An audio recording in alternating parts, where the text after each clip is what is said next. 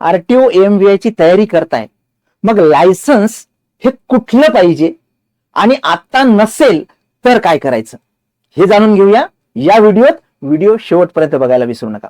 विद्यार्थी मित्रांनो, आरटीओ एमव्हीआय ची जर तयारी करत असाल तर जी मुख्य परीक्षा असते तर तो मुख्य परीक्षेचा फॉर्म भरण्याची जी शेवटची तारीख असते तोपर्यंत तुमच्याकडे काय काय असलं पाहिजे, तर तुमच्याकडे असलं पाहिजे टू व्हीलर्स विथ गिअरचं लायसन्स, परमनंट लायसन्स बद्दल बोलतोय मी.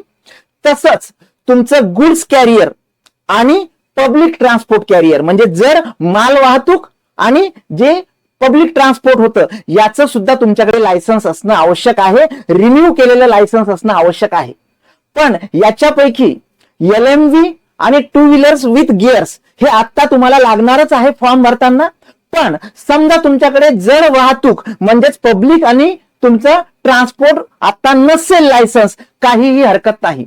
तुम्ही जॉईनिंग केल्यानंतर 2 वर्षाच्या कालावधीमध्ये तुम्हाला जर वाहतूक जे आहे आणि पब्लिक असेल किंवा गुड्स कॅरियर असेल याचं लायसन्स घेणं आवश्यक आहे. आता कुठलं लायसन्स पाहिजे मग तुम्हाला, तर टू व्हीलर विथ गिअर आणि LMV म्हणजे जे हलकी वाहने आहेत 4 चाकी याचं लायसन्स तुमच्याकडे असणं आवश्यक आहे. अशाच प्रकारच्या माहितीसाठी आमच्या चॅनलला सबस्क्राईब करा आणि जॉईन करा. धन्यवाद.